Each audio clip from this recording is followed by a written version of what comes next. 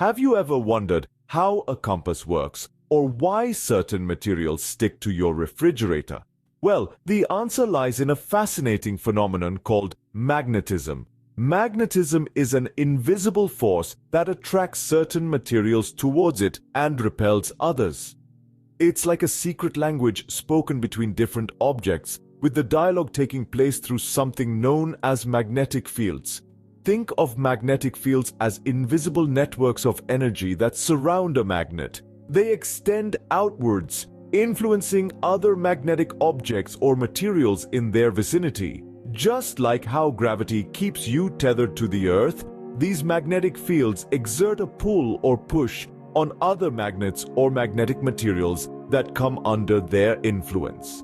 These fields aren't just limited to magnets though. They can also be produced by moving electric charges, which is a concept we'll delve into later. So, the next time you see a fridge magnet or a compass, remember there's an intricate dance of forces at play. Indeed, understanding magnetism starts with grasping the concept of magnetic fields. What happens when charges start to move? Well, it's quite fascinating. According to Ampere's law, a moving charge or a current creates a magnetic field around it. But how does this work? Imagine a charge moving in a straight line. As it moves, it generates magnetic field lines that encircle it. Think of it like a stone dropped in a pond. The ripples spread out in circles around the point of impact. Similarly, these magnetic field lines radiate out in concentric circles around the moving charge. The strength of this magnetic field depends on two factors: the amount of charge and its speed. The larger the charge or the faster it moves, the stronger the magnetic field it produces. In the case of a current flowing through a conductor, the magnetic field lines form loops around the conductor, again following Ampere's law. So, moving charges don't just exist, they create a magnetic field around them. But how can we determine the direction of these magnetic fields? I hear you ask. Enter the right-hand rule, a simple yet effective tool. Think of a river's current, flowing effortlessly from point A to point B.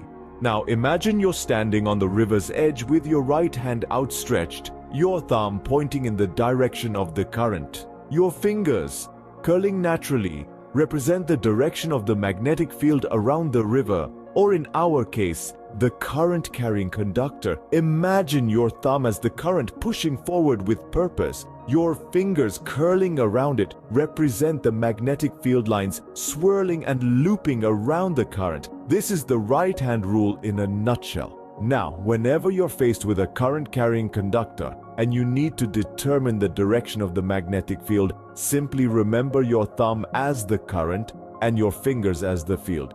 So, with the right-hand rule, you can figure out the direction of the magnetic field. What happens when a moving charge enters a magnetic field? Now that's an intriguing question. Picture this. A charged particle like an electron is zipping along and suddenly it finds itself in a magnetic field. What happens next is fascinating. The moving charge experiences a magnetic force. But the catch is, this force is only exerted if the charge's motion is perpendicular or at a right angle to the magnetic field. It's like entering a gust of wind sideways. You're pushed in a new direction. The amount of this force depends on a few factors: the speed of the moving charge, the strength of the magnetic field, and the charge itself.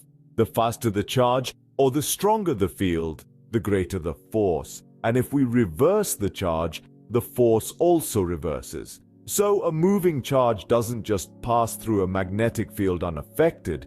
It feels a force, a push or pull, altering its path. Therefore, a moving charge in a magnetic field experiences a force. So what determines the magnitude and direction of this force? Cue the Lorentz force law, a fundamental equation that describes the force on a moving charge in a magnetic field. This law states that the force F acting on a charged particle equals the charge Q multiplied by the cross product of the particle's velocity v and the magnetic field it's moving through, B. The cross product in this equation, Vxb, is significant. It means that the force is not just a product of the velocity and the magnetic field, but also depends on the angle between them. The force is maximum when the velocity and magnetic field are at right angles to each other, and zero when they are parallel. This law not only gives us the magnitude of the force but also its direction. The direction of the force is always perpendicular to both the velocity of the charge and the magnetic field. With the Lorentz force law, we can calculate the force on a moving charge in a magnetic field. What if it's not just a single charge, but a whole current of charges moving in a conductor? Well, let's explore. If a conductor carrying a current is placed in a magnetic field, it too experiences a force. This force is due to the motion of the charges within the conductor. Now, the magnitude of this force depends on a few factors. Firstly, the strength of the magnetic field plays a crucial role. The stronger the field, the greater the force. Secondly, the amount of current flowing through the conductor also matters. More current means more moving charges and thus more force.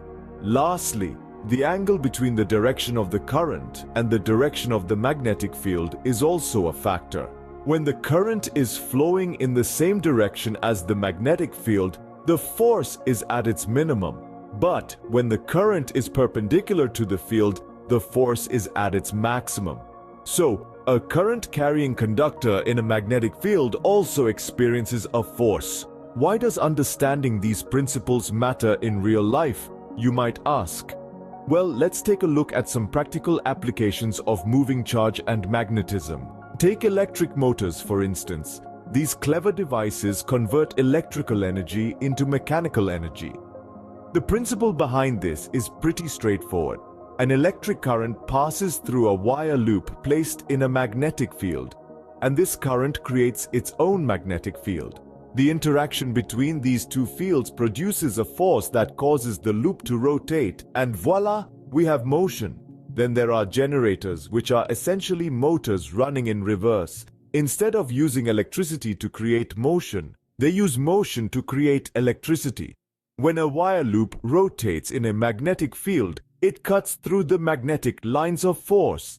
This movement of the wire loop induces an electric current thanks to Faraday's law of electromagnetic induction. It's this principle that powers most of our electrical grid. And let's not forget about magnetic resonance imaging, or MRI.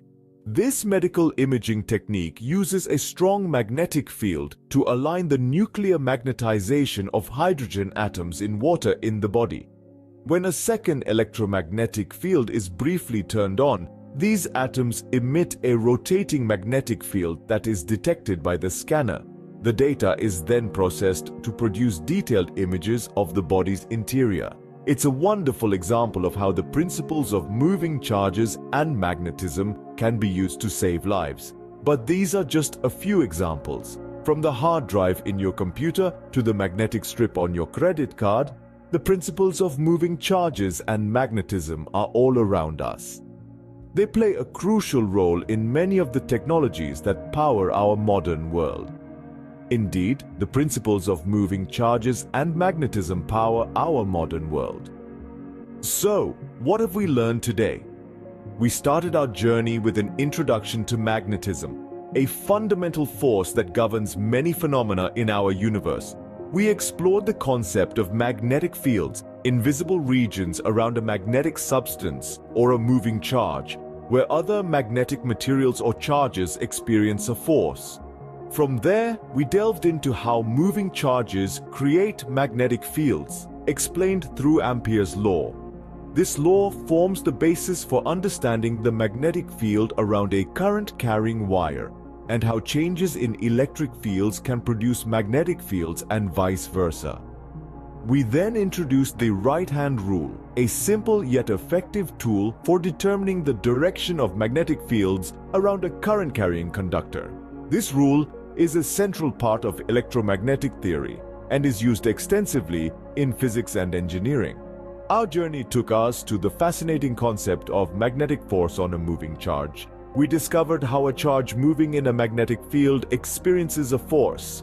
which is perpendicular to both the velocity of the charge and the magnetic field. This leads us to the Lorentz force law, a fundamental equation that describes the force on a moving charge in a magnetic field. This law is crucial in understanding how charges behave in magnetic fields and is the foundation of many technological applications. We also discussed the magnetic force on a current-carrying conductor, another key concept in the world of magnetism. This principle explains how electric motors work, converting electrical energy into mechanical energy. We then explored the practical applications of moving charges and magnetism, from electric motors and generators to magnetic resonance imaging in medicine.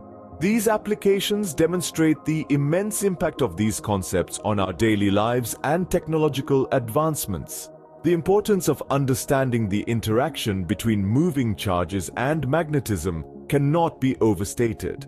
It is a fundamental aspect of physics that powers many technologies we rely on every day. Remember, every time you use an electric device or see a compass point north, it's all thanks to the fascinating world of moving charges and